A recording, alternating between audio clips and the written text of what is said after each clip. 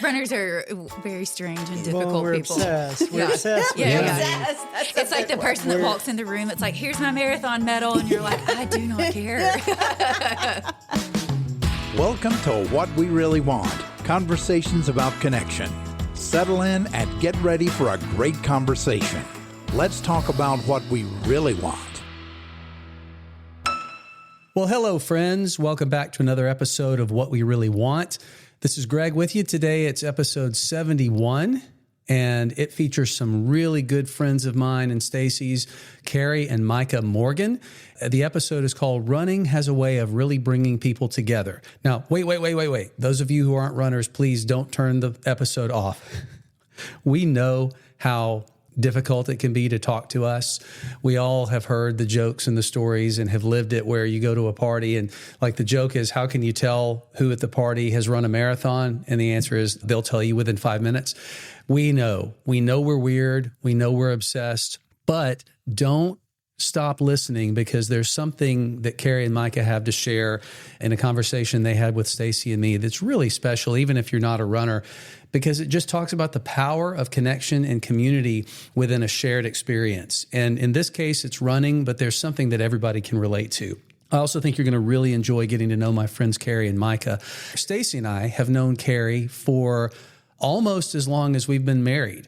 We met him when I was asked to do some music at a singles retreat and met Cary then, became friends. We kept up here and there over the years, but really have been super close over the 17 years that I've been in recovery. We reconnected right after my life blew up and just running miles and miles with Cary and just having his listening ear while I was going through one of the toughest things I'd ever gone through was life-giving, life-saving for me. And then Cary was going through some stuff of his own and just the bond, the shared experience of just having a time when you can be there for each other. For us, it was running. For other people, it's different things. Cary and Micah have been married for about 13 years. They met in the running community, just have a really sweet story of not only just their relationship and the friendships that they provide to other people, but just in how they have worked together to particularly in the last few years help Micah really achieve potential and goals and results in running that so few people can say that they have experienced. Micah and Cary have both done marathons, but then several years ago, Micah became convinced that maybe ultra running was going to be more of a fit for her. Basically, in layman's terms, ultra running is anything longer than a marathon. And Micah just kind of caught the bug and has become one of the most elite ultra marathoners in the world. And that's not just me putting on platitudes, like the statistics back it up. Micah has run the Badwater 135 ultra marathon, which goes from Death Valley to Mount Whitney, temperatures ranging from the 120s to the 40s with 14,000 or so feet of elevation. It's considered the most difficult road race in the world. The week after this episode drops, she is scheduled to run Badwater for the third time. She has run 150-mile race in Brazil. She's run ultra marathons in Europe. She's really got that gear that a lot of runners don't have. Some of the conversation is going to be about that, just about the specifics of running and what the challenges of setting goals for yourself and seeing what you can do. But a lot of our conversation really turned to the relational aspect of things and how running is such a good way to experience support and connection and even kind of some armchair therapy. Toward the end of the episode, so I hope that you'll stay in for the whole conversation. Towards the end, we talked about another shared experience with people that you share activity with. It's not a fun one, and that's shared grief. People in the Birmingham, Alabama running community went through something together at the end of 2025 when a good friend, Christina Chambers, who was just such a wonderful spirit, a wonderful person, and an excellent runner, was suddenly and unexpectedly killed. We talk about the pain of that, the tragedy of that, and also how her life story, her legacy is an inspiration to people. It was national news. Many of you, even if you don't live in Alabama, probably heard about Christina. And I wanted to mention, because of when this episode is coming out, that just in a few weeks from now, on Friday, August the 7th, there is a 5K called the Christina Chambers Twilight 5K. It's taking place in her hometown of Cullman, Alabama. You can go to ChristinaChambersS5K.com, and that link will be in the show notes as well. You can register to run in the 5K if you live locally, or you can donate. So we really hope that you'll check out the Christina Chambers 5K. Run it if you can, support it if you're unable to run it, but thank you for considering that as well. It was a great conversation with some longtime friends. It's Cary and Micah Morgan. It's episode 71. It's called Running Has a Way of Really Bringing People Together. And the conversation starts right now. Hello. Hello. Hello. Hello. Hello. You're the only one here. Well, y'all can both sing. I cannot. Actually, Micah's a pretty good. I can't carry a tune, but I have to hear somebody with. Yeah. I don't even. With I'll hit it the every now and melody. then. I don't know. Yeah. I'm good in my car. I'll never forget you at my the shower. birthday. We were like, "You're not coming anymore." when When you we hit did the karaoke. stage, yes, and Greg was like so sick. We were like, "Oh, he's not good." Well, what I remember is making up song parodies in real time on Overseer's the Highway, Yes, running towards that Key was West. actually nice. You know, yes. you know that's going on right now. Oh yeah. Is it Keys today? 100. Wow, that was 8 years ago. So you can say Yeah, that that's it's our crazy. anniversary of Yeah. your That is. experience. How about That's that? very cool. Well, it's crazy. Micah's first 100. And for Nuts. those of y'all who are listening to this and wondering, first 100 what? First, running 100 miles all at one time. But we'll get to that. Cary and Micah Morgan, thanks for sitting down with us. Thanks for having Perfect. us. We've been talking about doing this forever. We're finally getting it done. So just have been thinking for a long time, really since shortly after we started doing this show, how much fun it would be to talk with you guys about the connection between running and community and just, real depth of relationships. So I can't wait to do it. But what do you guys really want out of sitting down and talking to us for a little while? A good conversation. Yeah. Same. Community. Just going to hang out with you guys. Yeah. It's actually, and this is probably a lot of things that we would talk about, even if the mics weren't That's right. on. What could be better than hanging out with Yes. Greg and Stacey? That's right. Exactly. All right. Well, we're going to do that. We're going to have some good connection here. A little bit of background of the four of us. I've known Cary only slightly less time than I've known my wife. We met almost 35 years ago. I know. I told somebody this week that I've known you for 30 years. And this morning I was actually thinking about it. I was like, no, I'm older than that. It's closer to been longer. 35. Yeah. Yeah. That's how far back we go in our friendship. And then we saw you on New Year's Day.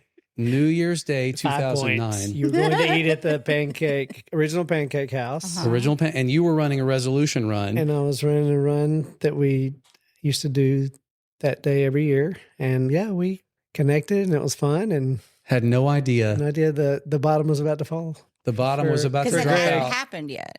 That's right. Well, what I got exposed as having done had already happened, but I had, the bomb hadn't gone And I off didn't yet. know That was going to anything. happen just 5 days later. Shortly after that, I was running on the Lakeshore Trail, ran into you, and you said, "How's it going?" And I said, "Well," Running went from fun way to stay in shape to a necessity to stay alive Yeah. mentally. like you're not exaggerating No, I'm either. serious. Yeah. Because I found out in those days that I wasn't the only one that was going through hard things. And it just became a real time of just connecting with somebody who would hear and get and receive. And the thing that was so cool for me, other than you, Cary, being such a good listener to just me talking about how my life had blown Mike was up. like, wait, who was this? Good listener, yeah. But also, like, when you started sharing some struggles, I'm like, oh, like, do I get to do that anymore? Like, do I get to be there for people? There was just so much, I guess it was a form of shame. Do I get to do anything meaningful for people? And that was really, really helpful. I know you were just this morning, hun, reminiscing about some of the things you remember about Cary in those early days. And Mike, I Yeah. promise we're going to talk about No, you. you're good. This is good. This is good. Well, you came into the picture a few years later. Like we're talking about 2009, and then y'all's connection started a little bit after that. We'll get to that next.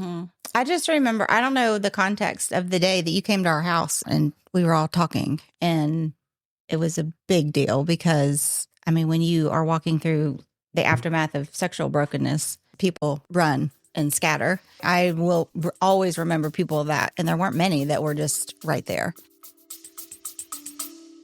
We'll be right back. How have things gotten so out of control? How did something that didn't seem like such a big deal at first completely take over?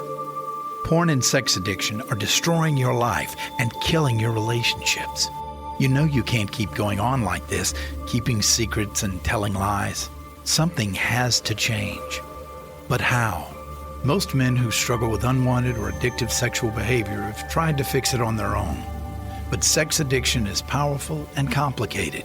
Recovery is possible, but it isn't easy. It requires us to focus on more than just behavior. It requires us to look at our whole lives and the parts of our stories that contribute to addiction. If you're ready to find freedom, maybe it's time for you to get to the roots. The Roots Retreat is a 4-day therapeutic and spiritual intensive. You'll work with therapists and coaches who specialize in sex addiction and recovery. You'll learn how to take healthy ownership of your behavior. You'll discover how your life experiences set the stage for addiction to develop. You'll see how God factors into your struggle, and you'll learn effective tools for ongoing recovery after the retreat. If you're ready to stop trying what doesn't work, if you're ready to experience real hope, healing, and change, let's get to the roots. Visit awakenrecovery.com/Roots Retreat or click the Roots Retreat link in show notes. A lot of people who just provide presence to somebody who's hurting tend to think, man, I wish I could do more.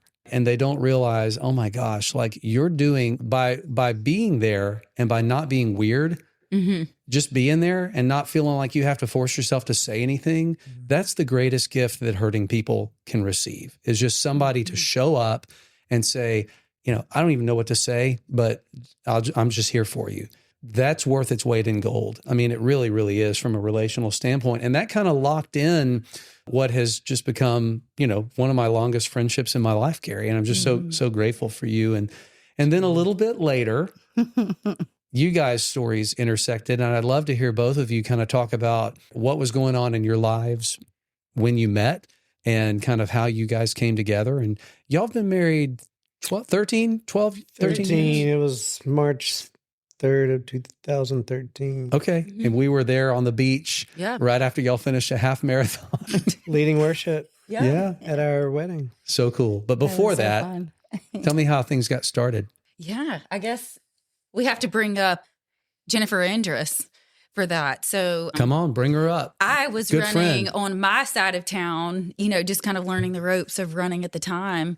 And I think there was some race that I did and the time kind of triggered her and she was like, hey, come out here and run with us. And then once I came into the group, Cary was a longstanding member of that run group. And then the second she was kind of like, you guys should meet. And then when we met, we were just, I would say it was like instant friendship. From there, we were just like buds. And then it kind of turned into, of course, marriage and a relationship at, you know, up to this point. But we were, I mean, I would say inseparable. It was just an immediate connection. And I was like, this dude is becoming one of my best friends. And it's so strange because I always thought, you know, we're, you know, a little over 10 years apart. And I was like, no way. But then, you know, I was like, this is the best thing that ever happened. And then, I mean, it's really been instant best friends. Yeah. That's cool. Yeah, we'd both come off of broken marriages, much different time lengths. Mine 17 years and hers just actually under a year. And, you know, it's funny to think about all the things that had to happen. I mean, you talk about running with somebody, but as anybody who runs knows, you know, everybody runs at different paces. Everybody has different fitness levels.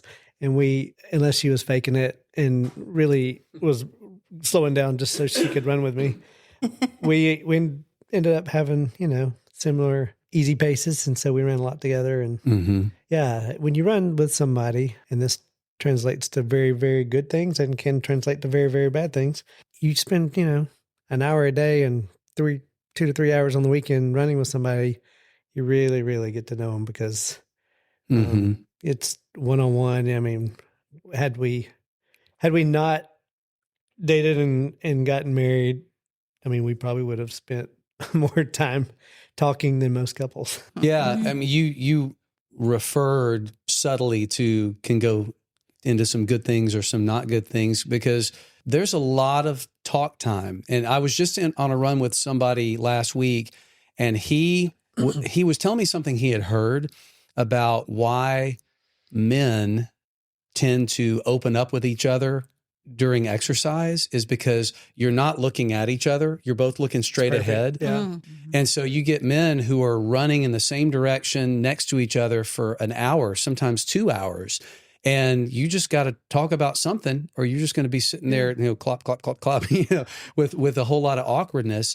And I think it really does open up a lot. And so when you've got people who are going through hard times, and particularly like we've known a lot of people who are having struggles in their marriages, who, you really can build what feels like intimacy with people that you're running with. And if you're not guarded and careful, it can go in some negative directions. But in terms of friendship, gosh, it can just be so deep and meaningful. I remember some of the early days. I mean, you asked questions, you were curious. You introduced me to Steve Brown, who I've had on the show, and talked about you during that episode. But yeah, just such a rich time. So you guys started enjoying each other's company. You started hanging out on runs, and then you started to feel like there was something more there. And then in 2013, you got tell me about your wedding day. I mean, I know about it, but tell our listeners about it. Well, back up a little bit. I like to brag about my proposal because I did it in a pretty creative way back then, and now it's been used by everybody, and Strava has made it famous. Yep. But yeah, I ran a 10.5-mile route in downtown Birmingham using the block streets to spell out "Will you marry me?"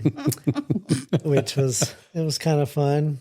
I finished that. She was injured at the time, so I had her come meet me for coffee at O. Henry's, where we start and finish our runs. And she was injured, and I was wanting to show her my run, quote unquote, and on the computer. And I started with it, nice and close. And then I kind of zoomed back till you could read what, it said.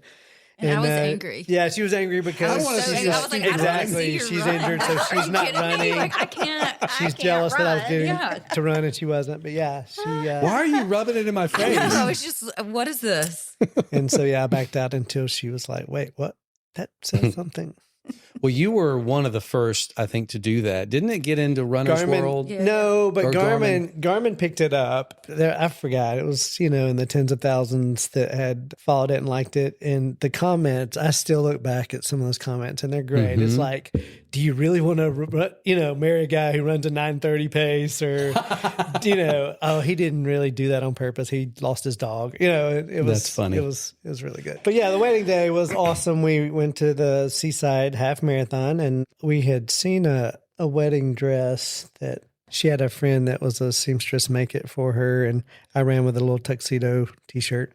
Yep. And we ran the whole thing together, and she wanted to chill and I wanted to PR. And so we ended up which stands for personal record for those of you who are not runners. And so about 2 or 3 miles in, I was really, really pushing her to speed up. And she did, and we PR'd on our wedding day and in the half marathon. And then walked across the street, and the minister who married you was a guy named Joe Gibbs, who at the time was one of the ministers at Cathedral of the Advent, which is an Episcopal church here in Birmingham. He still had his compression socks on. And threw his shroud, or he threw his stole on. Yep. And I didn't run that day, but I brought my guitar, and Stacey and I stood out with about 30 friends. Yeah. Who all came down. Many of them ran. Some of them didn't. Some of them drove all the way down to Florida just to stand with you all on the beach and watch you get really married. Special. Yeah. And that kind of transitions me into the next thing I want to talk about, which is just sort of running as a really significant, deep community.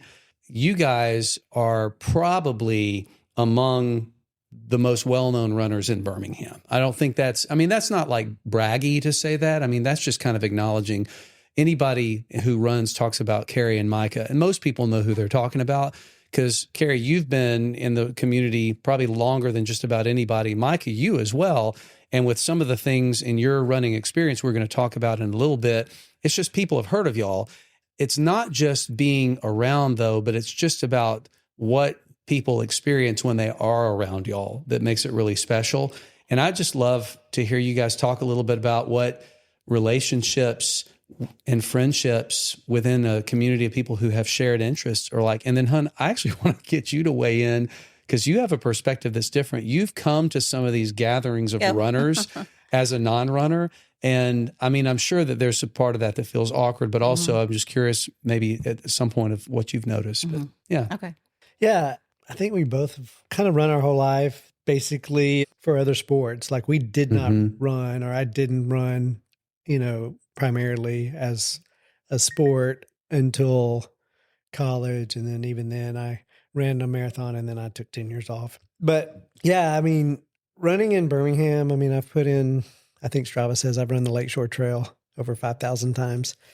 And, people have come and gone. And it's crazy because people who have to leave Birmingham all say the same thing. Like Birmingham running community is super special. And even in the big cities, these people move to Chicago or somewhere where it's really known to have huge, incredible running communities, often say that Birmingham is still the best running community.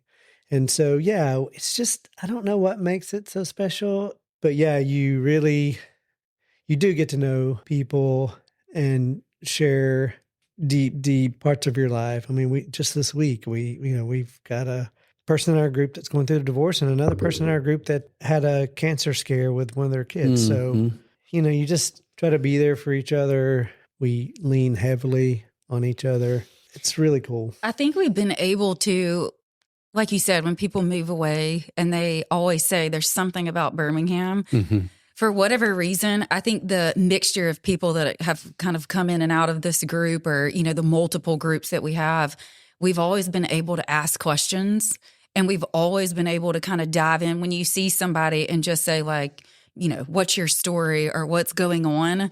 I feel like there hasn't been any fear. Once you kind of get to know them, we don't want to scare anybody, but like we've just been able to like ask questions and get deep with people and meaningful and not just, hey, the sun's out, it's a pretty day. We've been able to kind of get deeper with folks. And I don't know what that is. It's just kind of, I guess, just the group of people we've just been able to get into that space with each other. Yeah. And in a time in our history where, the algorithms are pushing the agendas, further and further apart. Yeah. Running has a way of really bringing people together. So, I mean, we have people in our group that are politically far, far left. And I was going to say, right. you said like, I don't know what's so special about it. I feel like a community like that, it's the anti-social media. Exactly. Because in social media, it's so easy to just marginalize and ignore or attack people who don't think exactly like you think. Let me tell you something. There are people that I have run with and had great discussions with, and we couldn't be farther apart. Absolutely. Idealistically. But the thing that, one of our friends, Lauren, mentioned on a run one time is the ability to be curious has been largely lost in culture, not so on a run. Because you got an hour, if somebody says something and something in you goes, ooh, I don't agree with that. Right. Yeah. You could say, oh, that person's an idiot. And now you're going to be miserable for the next one. Or you got to peel off and go be by yourself. Or you can say, tell me how you came to that. Yeah. And like, I'm really interested in knowing why you believe that. And I've heard and there have been some pretty intense, but very respectful, like debates going on during runs. And it's a lost art. Well, isn't there something to be said too, like how you mentioned kind of men being able to be vulnerable, but they're not looking face to face, and women usually look face to face and we have these deep conversations. But there's something about adults sweating and pushing themselves in, like a track workout and cheering each other on that kind of creates that space too. Because where as adults do you get that? You play sports as kids and you have these team events, but then it's almost like a team, as we get older. Because we might, vote for the person with R or D. We might have had very different beliefs and experiences about COVID, but the fact that we're all out here means that we share something that we love. And so all the things that I think society and people try to tend to use to get us to separate, it's like, but we are reminding each other every time we pull up in that parking lot that we have something in common. Yeah. So it's not as easy as just saying, well, you're an idiot and everything that you stand for is stupid, because you believe very deeply in something that I believe very deeply in. And so we at least have that in common. And there's very few things, now that I think about it, you just made me sit here and go, okay, what are some areas where people with completely opposite views do come together? And it's sports, which throw running in that, of course. And then music is one. I mean, whether you're far left or far right or atheist or Christian or Muslim, you find yourself liking the same music. Yeah. And, and you can talk music, or you can talk, you know, your favorite sports team, I'm interested in hearing you weigh in, hon. Yeah, I'm going to be a wah wah. Not so. No, go ahead. Just what's it like for you listening to what we've been saying for the last few minutes? I say 100%. That's what I observe. I mean, I don't go on the runs. Obviously, I'm not crazy. Just kidding. I love all y'all, but y'all all crazy. But I have been in situations where y'all are all together, and I can tell. Like, I can just tell. And then it seems like years ago, you used to have more parties or whatever. I would go, and it was awful because I'm an introvert and I don't know anybody. Awful just because of those reasons. It was a good environment. But I could tell there would always be people, gosh, y'all always talk to me. And so I don't know who, but some people would intentionally talk to me. I could tell that you had a good relationship and that there was a camaraderie and all of that just because of the way they talked to me about you. So that was always sweet. But I kind of got to a point where I was like, I think you can just go enjoy your running, people, and watch my show and have a beverage at home. That's fair. Runners are very strange and difficult we're people. Obsessed. We're obsessed with running. It's like the person that walks in the room that's like, here's my marathon medal. And you're like, I do not care. Yeah, we it's an addiction. I mean, there's no question. Our friend Erica, she often says, some people love running and some people need running. I think that there's I'm in that camp that I need it for lots of reasons. And I think there can be a healthy need for it and an unhealthy need for it. Sure. I mean, I know you well enough to know that there have been times in your life when it literally helped you survive. Oh, for sure. Some things that at least emotionally, mentally felt unsurvivable. Absolutely. Yeah. I was thinking about, what were you saying, Micah, that triggered this? Oh, the whole cheering each other on. I know at the marathons that I would go to, and you would finish and then you would pass out, cheer everybody else. Oh. That only happened one time. Face planted once. We'll talk about passed that. down a couple times. I'm like, okay, you're done. But you know me, and I want your approval. And so I can't run. So there's no scenario where Greg's cheering me on or proud of me of something like that. And I always was kind of jealous of that. So I remember the one time we took a sabbatical, and remember I was up on the hill at our house weed eating like a badass. Leave it in there because it's true. See the hill. But he's down there working, and I just wanted so badly for him to like talk about how I was a badass and be so proud of me or whatever, but you were doing your work or whatever, and you weren't paying attention. I looked up once and I just waved. You just waved, and I'm like, dang it. But yes, I don't have to do that. Anyway, that's one thing I thought of, like, there's not really another scenario where it's like that. And I can't run, and I'm not going to do that so I can get you to go be proud of me for finishing a race or whatever. Well, I'm fairly proud of you for forgiving me and not divorcing me.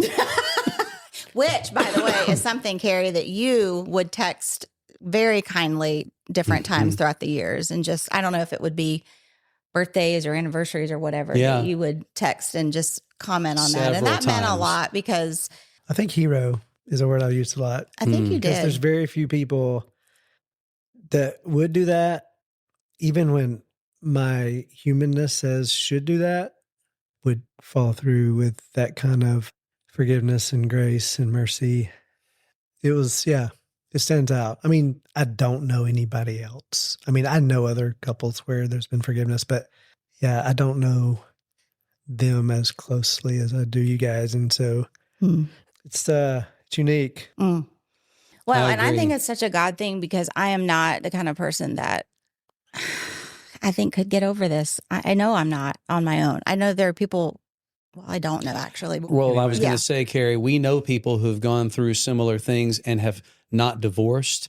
But as far as the partner who was betrayed actually saying there's work for me to do. I mean, not right at first. I mean, just First time you said you didn't like something I was saying, I didn't. But I mean, after working through your anger and all of the things that go with betrayal trauma, to say, hey, I'm realizing that you're getting better and I'm still miserable, and maybe I can't blame everything that's wrong in my life on you. And just say, I have work to do. Like, we don't know many people who both partners really dive in to fully do the work. And so, like, here's 3 runners focusing on the non-runner for a minute. How did we get here? Yeah. Well, but forgiveness too. I mean, there's not a lot of just true forgiveness in the world. There's a lot of people that we preach forgiveness, forgive each other, but to actually see that in that scenario is, I mean, it's unworldly.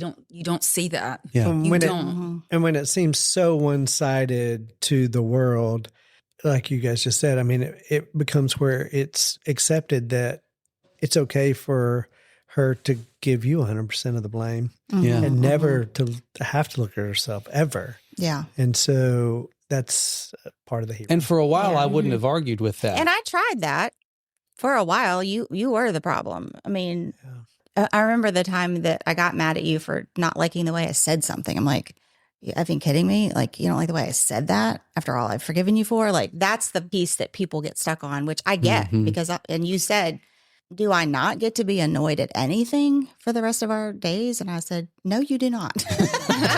Or you do, and you just laugh it off. Right. You don't get to tell I want you to think that the annoying things that I do are precious. I think you said one time. She's cute, But so I tried, but it actually did not give me what I wanted. It didn't give me enjoyment or a healthy relationship. Well, by virtue of what we've been talking about the last 5 minutes, noticing that where your narrative in this conversation might be, I don't have much to contribute. Like when we've really gotten together, the 4 of us, which we don't do as often as I'd like to, but when we do, you're not just sitting there as a wallflower with nothing to contribute. And so I think that we do have more in common. It's just that we have to make sure that we're not those annoying runners who only talk about running. You just got to be intentional. I don't remember times where it's all about running. Okay, back to running. So I ran my first marathon in 2003 and was on a streak for a while of doing about 1 a year. Micah, you got into running marathons. I remember all 3 of us would be training for something, sometimes the same race at the same time. I think we've run Mercedes back when, may she rest in peace. Yeah, a few times. For sure. But I walked the half. You did. You walked. And I came in at the same time as Greg when he ran the full. No, you came in about 10 minutes before me, I think. Nice. But I remember, tell me if I'm getting this wrong. I remember that you were having a pretty constant frustration because you had a particular time goal that you were trying to break and it just was eluding you. Yeah. And is it fair to say that you were like thinking about just forget it, I'm not going to do this anymore? And is that a part of how ultra running kind of came into your view as something that you wanted to check into? Yeah, I guess you could say that. Fix anything that's inaccurate about that. No, I think it was just getting frustrating because I was just and most people, if you are a runner, it was that sub 3 of like getting under 3. And I was just right there, just seconds away, or watching the clock turn to 3 hours as I was coming down. And it was just getting really frustrating. Because you really got close a couple of times within seconds. And it was just like one after the other. And so it was getting frustrating. And Cary really signed me up in my sleep for a 12-hour and was like, I think you should try this. Was that the one in Cape Fear? That was Delano. Delano in Decatur. Yeah. Oh, in Decatur, yeah. In Decatur. Where you ran in an ellipsis for 12 hours. Yeah. Then that's where maybe I am crazy for doing this. Because at first I was like, I am not doing this. No way. Why am I supposed to do this? Like, you didn't sign up for it, but I'm supposed to. But then it ended up being a really good day. And speaking of people showing up, there was a couple people from here that showed up that day just to kind of check it out. I ended up having, I guess, a really good day. We had no idea what was going on. And then Cary was kind of like, this might be... Niche found. Yeah. And then Erica as well was like, I feel like this is... You're kind of built for this. You should go this direction. and at first you're like, no, it's the sub 3 for me. But then it ended up just kind of turning into something that has been really beautiful and really fun over the past couple years. So I remember Cary joking about like your Nordic track shuffle when you run, but it kind of lends itself for just going Energizer Bunny, just going and going and going. Yeah. So then you did that. Then you did a 50-mile ultra. She did a few. I mean, she did the Nashville Ultra, and then my sister and her husband have a home on Bald Head Island.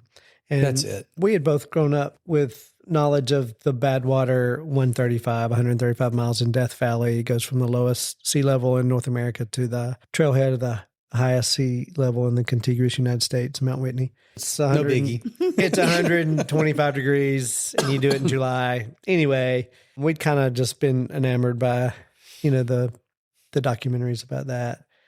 But, getting in was really tough. Who would want to do that anyway? But they had a sister race called Cape Fear, and it's an ultra on that Bald Head Island. And she crushed it and set the course record. And by virtue of winning, got an automatic entry into the Badwater 135. But you also had to meet their requirements, their prerequisites, which are 300-mile races. And so one of those has to be in the last 12 months. Well, we talked to him, and he's like, "How about if all 3 of them are?" Yeah, I know, exactly. right? This is how green we were. We were like, what? Yeah. So we're looking at the calendar, trying to figure out how we can do it, just logistically and financially. So we wanted to look for things that are fairly close, and lo and behold, all 3 of them are in Florida. Mm-hmm. So the first one is a race called the Keys 100, which is 100 miles in May from Key Largo to Key West, and it literally follows the mileage signs. Like you start at mile 100, and it goes all the way to mile marker 0. Yeah. Micah, getting ready for that, I remember you talking about your excitement just of the concept, but you had never done 100 miles before. And planning for that, training for that, what was the predominant thing that you were feeling, carrying with you? Was it excitement? Was it fear? Was it other things? How was it getting ready and can I do this? I think it was just being completely naive. I had no idea what to expect, but definitely excitement. Yeah. And just to stand on the starting line and be able to even try to complete that. But what was your longest part of that? The 71, I guess, 71 miles at Delano in the 12 hour. Yeah. Because that's one of those, just see how far you can go in the allotted time. Yeah. But I mean, the good thing is, Cary's run coach. He's very, he's smart with this stuff. He looks into the science. He knows what he's talking about. So at least had a good plan. But then again, we were both like, is this a good plan? We have no idea. Because even I'll never forget, even being at that race, I didn't have a hat on. And there was a gentleman there who had run a million, 100 miles. And he's like, where's your hat? And I'm like, I don't have a hat, So, I mean, there was just so many things, I think. But I think go buy a hat. that I didn't know. So, even going in, but I feel like that was kind of the joy in it too, of just absolutely the unknown. You were just so pumped about running Badwater. Yeah. Nothing was going to stop me. That ignited her. She definitely couldn't. Show me where the start line is. Right? Because then she would have to pick another 100 to do. Yeah. So we had to make sure we got all those in before we could apply. So and it was so fun. I got to be a part of that first one. Yes. Yep. Greg was our choice of crew member, and we could take a crew member with us. So we picked Greg, and Greg was perfect. Micah still looks back and says that was it was great. It was great. It was so fun. It was my first trip to Miami and the Keys. And I just remember how much we were joking around. And then the day before, getting that map out and figuring out, okay, these are going to be our transition places. And then from here to there, Cary's going to run with you. And from here to there, I'm going to run with you. The nerding out to the logistics was the part that I felt like I could contribute the most. And it was so cool. That's well over half the battle. But I'll tell you something, Hun, you were talking earlier about those get-togethers that you would go to when we would have parties of all these runners and you felt like you had nothing to contribute. Okay, I'm a runner, but when I got there and to like the check-in and here and meeting all these other people that you had heard about, some of them you had heard legendary things about, and you're talking, I had nothing to contribute to the conversations. And I felt a little bit about what you feel, but it was so cool because like I could either just sit there and sulk, or I could just say, I'm going to turn on the curiosity and just start asking questions. And it was so fun asking other people to talk about something that they love. Because if you ask somebody to talk about something they love, they're going to have stuff to say. Yeah. And it was so cool to see also, I mean, it's a competitive thing because like you, like Pam, you know, and some of these other women that you've gotten to know who are technically your competitors, but they've become some really close friends. Yeah. And just to see how even in the race where you're both running it and you're both trying to come in before the other one, like so much support and so much encouragement along the way. That was just cool to observe. Yeah. It's such a long way. And so it doesn't matter if, I mean, yes, there you have that competitive edge. You're like, I want to cross the line first, you know, but I feel like it's the distance is so long, whether you come in first or you come in last, you completed a long distance. And half the time, I feel like there's no perfect weather anymore. That's just the thing of the past. Yeah. So you're running in storms and rain or just the frigid cold doing these things. And just to see people and their story and what they've been through and just that camaraderie to like you and your crew get that person, the runner there. I mean, it bonds. It bonds all those people. No and then doubt. again, the stories that those people have. I mean, Oh my gosh. it's incredible. I was sitting there thinking about who was there that day. I mean, you got Lisa Smith-Batchen, who's run 50 miles in 50 states. She's done a Badwater quad, I think. So back and forth. That means she ran it, turned around, ran back the other way, Oh my gosh. turned around, ran again, Yes. turned around, like 135, 135, 135, 135. Yeah. That's insanity. But you know what's amazing about her, like you said, community, she's still, you talk about a badass woman, she is amazing. incredible. And she still is incredible, but she still coaches people, but she still shows up for people. And I have never, I mean, she is so inspiring, but encouraging to others.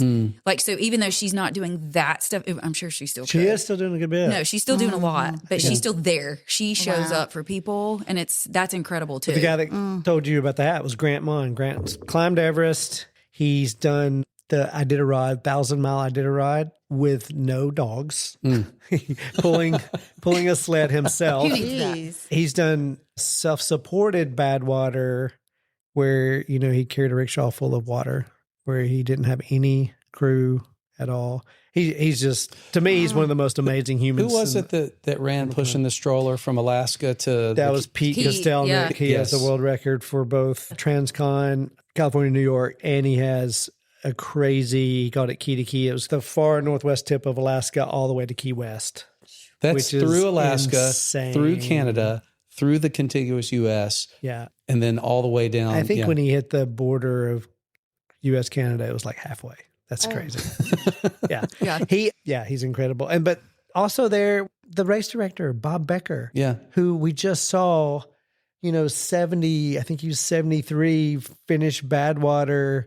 And the year before, he basically crawled up. He had, you know, the lean where he's bent over and he barely can walk. And the guy's that's one of the most inspiring things I've ever seen. We actually went back and watched him finish the next year. I had tears, Oh, so yeah. many tears. I couldn't even see him cross the finish line. I think I was crying so hard. It was it was amazing. So I'm going to embarrass you for a second, Micah. These are some of the accomplishments on your list. This is your CV of ultra running. 8th place at the 24-hour World Championships in France in 2019. And that, by the way, that is 24 hours of running on a track. 148.68 miles. Second and third place at the Badwater 135, because you did that in 2018 and 2023, which and by doing the way, it again this year. And by the way, in 2018, it was the hottest year on record. We have a picture with the official thermometer and Starting at 11 p.m. And what was the temp? 117. Yeah. But the day we left Death and Valley, it's laughable. It was so funny. the day we left Death Valley, we have a picture with the official thermometer in Furnace Creek, and it's 131 degrees.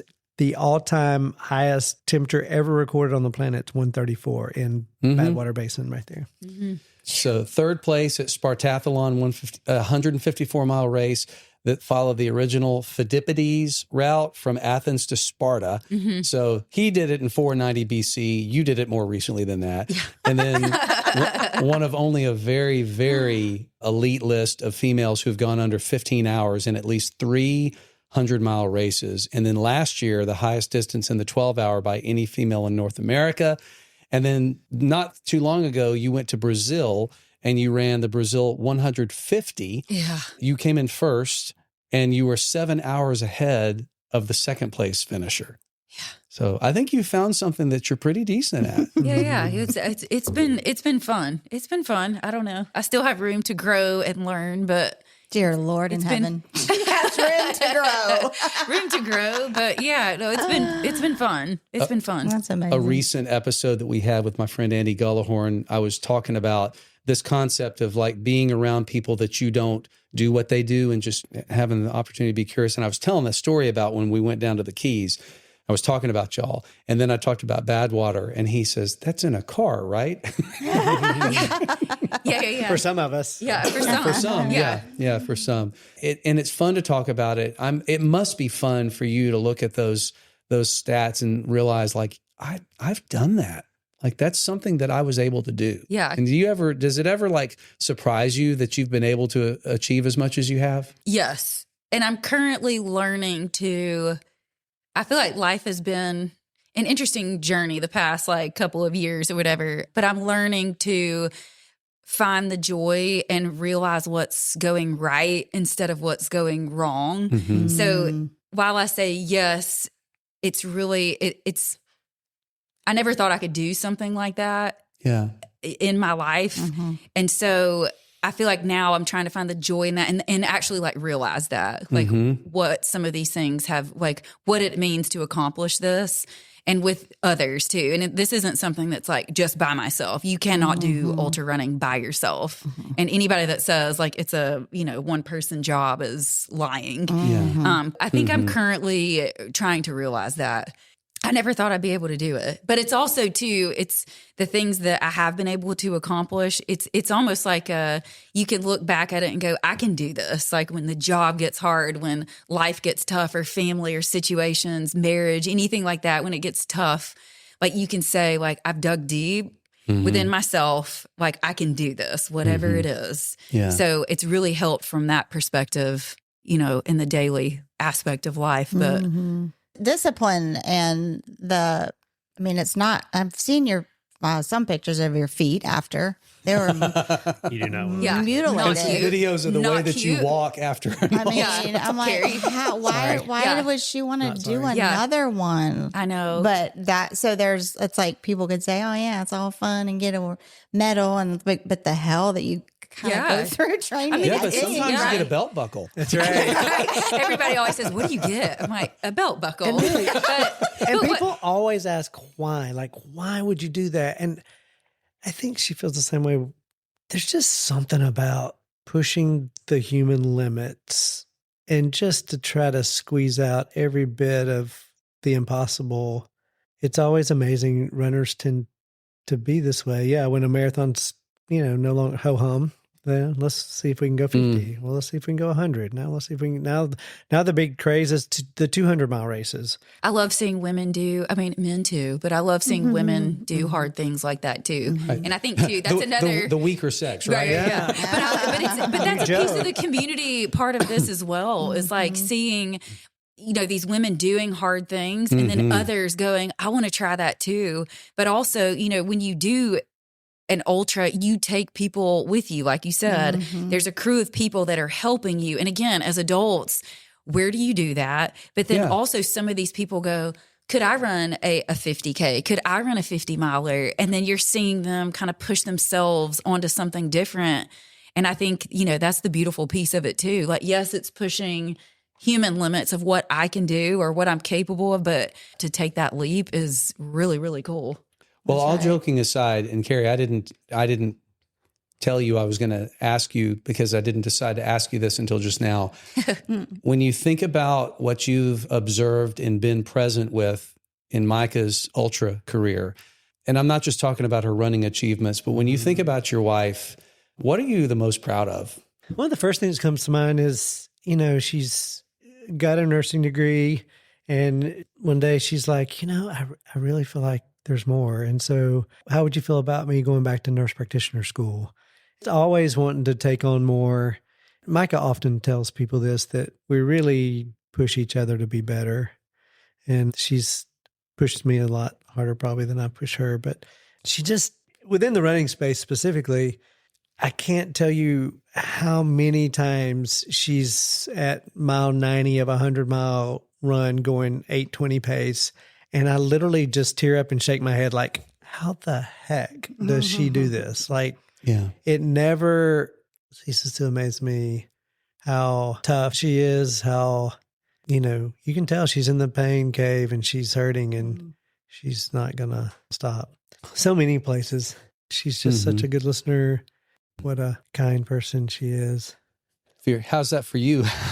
No, that feels good. I'm like, Cary's like, you're a kind person. And I'm like, are you sure? Are you sure?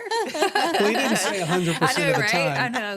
No, I mean, like, just to like piggyback that too. I mean, I guess in our relationship with this, just to be able to push each other, like that's one thing, not to bring up the past, but if I was still in my past, I would have never done these things. Yeah. And I think Cary's done nothing but push me to be the best version of myself in every aspect of life, running or not. And so it makes you want to be better for somebody every single day. Try to be better for that person. Some of the things I've been thinking about that people are going through, I mean, adultery, divorce, disordered eating, other types of trauma. I mean, these are parts of the stories, ours and the people that we run with.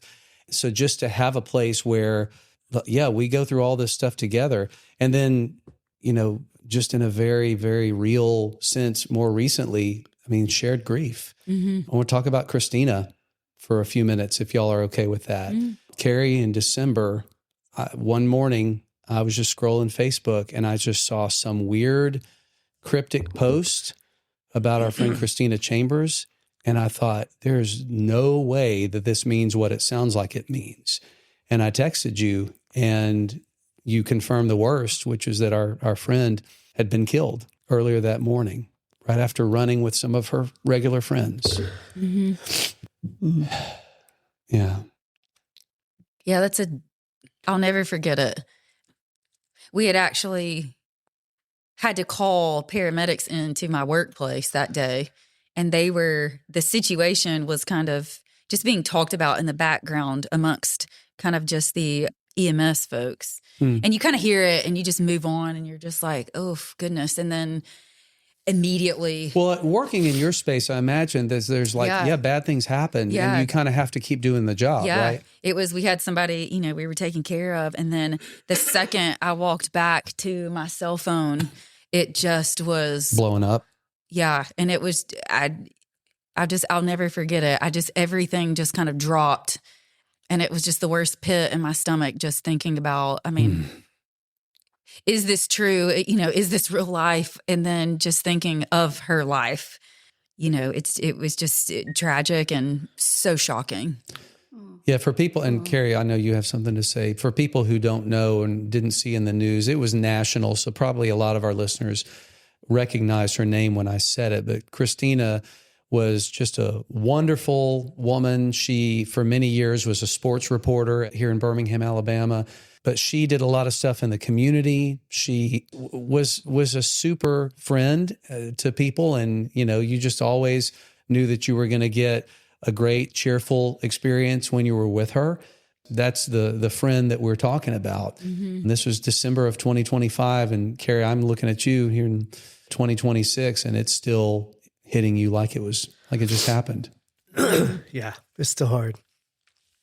Yeah. And we, we ran with Christina a ton and had not regularly run with her in recent years. Yeah. But still, from time to time. And I had the pleasure of getting to see her the Saturday before the tragedy happened on Tuesday. And then several of our friends that are more part of her recent group ran with her that morning. And yeah, so she was the victim of the ultimate domestic violence, where not only did she lose her life, but her husband took his own after he had killed her, and did so with their 3-year-old son in the house. It has been really, really tough for so many of us who knew her well. And at her funeral, it became very apparent that it was amazing. Like, somebody made the point and even asked out loud, how many of you in here would consider Christina your true best friend? And y'all, the number of hands went up. Was amazing. And like, most people have one best friend. Yeah. And you think, well, that's not fair. But she really did pour her life in different areas of her life. And her best friend, who was her running friend, got to share some special time talking about her a lot in Boston. Christina's last race that she had signed up for was this year's Boston Marathon. And a bunch of you ran with shoelaces. Yeah, and actually Micah did that in Brazil. Her family, her sister had given us a shoelace from one of her running shoes. Actually, I think it was to make into a bracelet. Yes. And it was one of those things I have to say with the shoelace. Brazil in itself was very difficult. That was not an easy race. And so there's so many lows that were kind of happening for me. And every time I had left the plastic piece on the ends of the shoestrings a little loose. And every time I was like, can I do this? What am I doing? I want to quit. They would hit me in the palm of my hand. And it was like, Christina was like, and you could just hear her because she was, girl, just keep going, because just like that. Yeah. And two, she always sent me messages, but they would just hit my hand every time. And I was like, I have to keep going. And it's one of those things I will never race without that shoestring ever. Yeah. Yeah, so several of us, got to do that too in Boston, and that was special. And then you crossed the finish line, got your medal.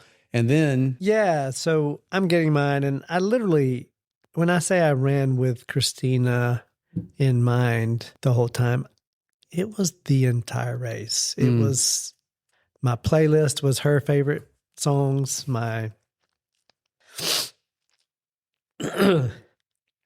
So she was on my mind across the finish line. And in 2018, we ran the dreaded worst weather Boston ever.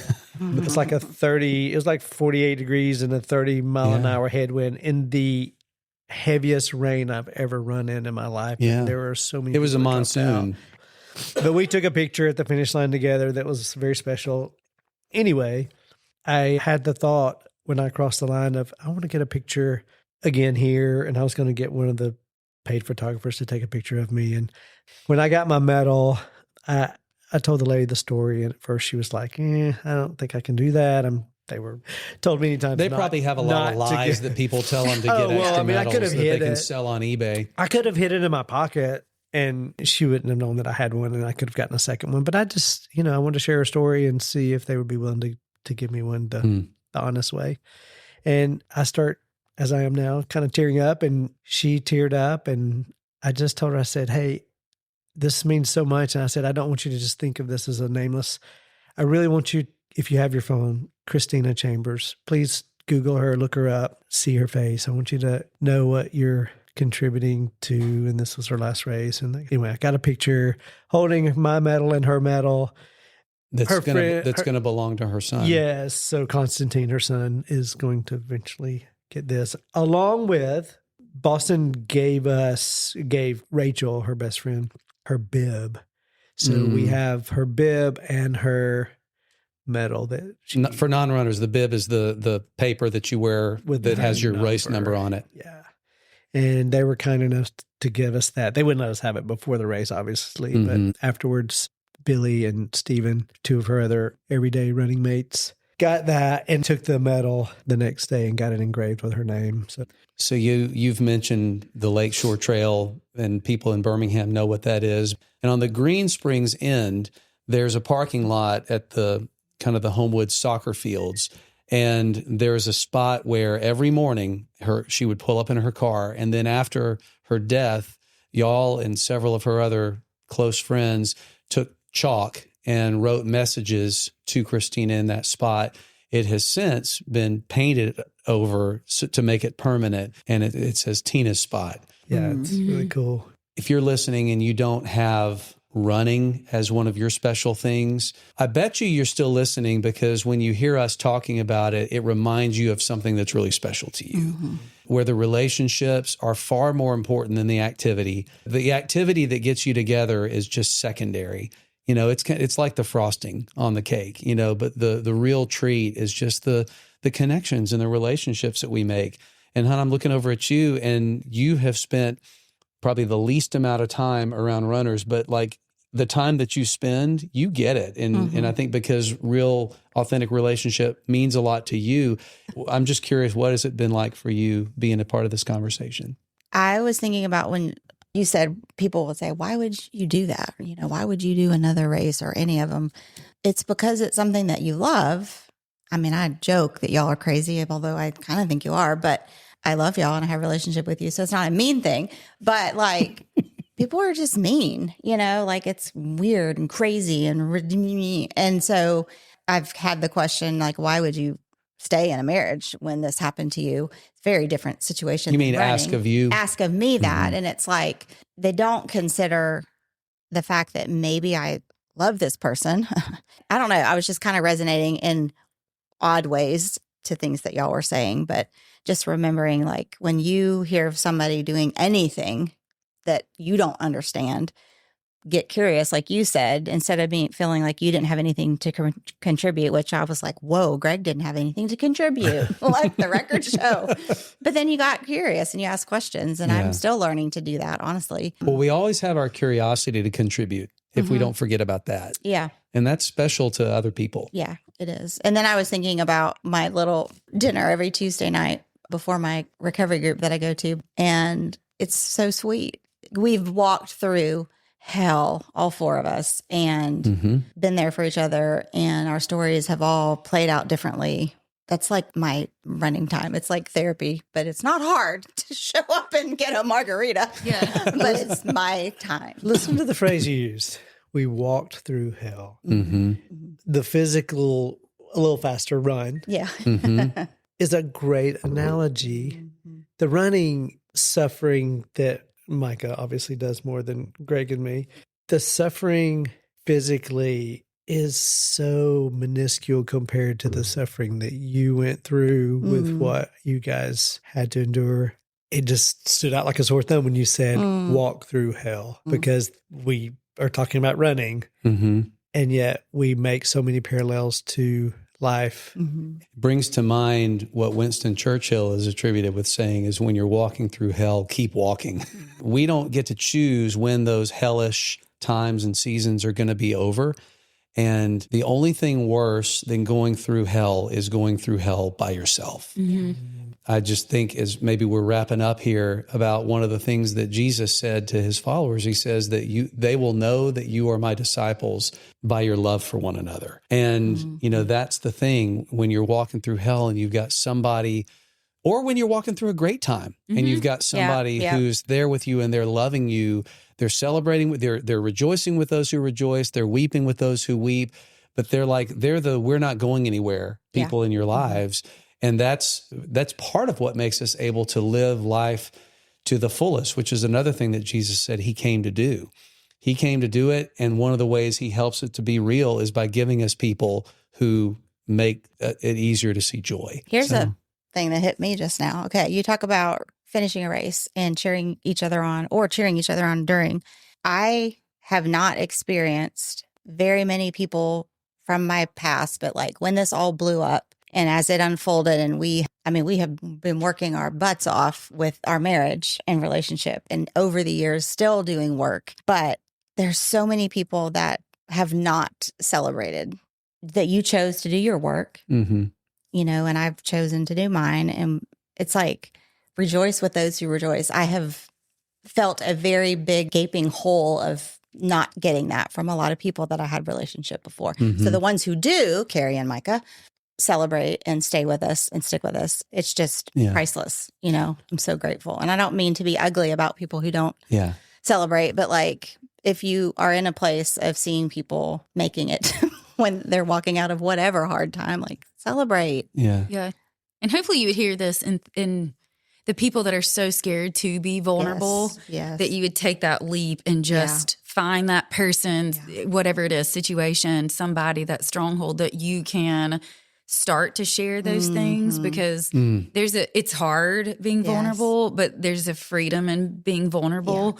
I feel like if you hear this, no matter what it is, whether it's, I mean, we have talked the whole gamut of, you can imagine the things that we have hit subject-wise. Kind of feels like a long run. Yeah, right. But I mean, you have now been on a long run with us. Yeah. In this and on a long run, just the things that you speak about, but just to be able to be vulnerable with one another. I mean, there's just nothing, there's nothing more freeing. You know, no matter what it is. So, and I didn't walk into it because I thought, oh, this looks like a good idea. Let's be vulnerable and open up and share our life. I came into it kicking and screaming and did not want to be there. So, it's something that a lot of people, I think, experience out of hard times. Well, Micah, to your point, you know, finding someone that you can trust with that. Just saying, you know, on a running trail might be a good place to start looking if you get yourself a good pair of shoes and walk. Just walk. That's right. Walking's good too. Oh, thank you guys for being some of those who are walking and running with us. It's been a gift to have people who will be with us when we're having sorrow in our joy and joy in our sorrow, and realizing that that's okay. I mean, that's how it works. Is it's not just one or the other, but who can carry that with us. And so, thank you guys for being our friends and being in it for the long haul. Same. Thank you for having us. I often talk about Greg as, and of course Stacey too, being the people that can. I said that this week to somebody. There's very few people that can always encourage you, and I think of that word literally means to instill courage. And even when I know part of the motive is to give me some corrective criticism, there's very few people who can confront you, but that you walk away not defeated or beat up, but you walk away ready to tackle the 100-mile run. You're ready to tackle anything. It's a gift you guys have to be able to do that, and encouraged by that. Well, it's easier to take, I imagine, when you know that the person who's saying it loves you and wants what's best. And we've received that. We've received the not great side of that, but we've received that. And man, what a joy it is to be able to give it other people. Thank you guys for spending the time. This has been great. Love y'all. Thanks. Love you guys. We'd love to hear from you. If you have questions, feedback, topics you'd like to hear us talk about on the show, click the Send Us a Message link in the show notes of any episode.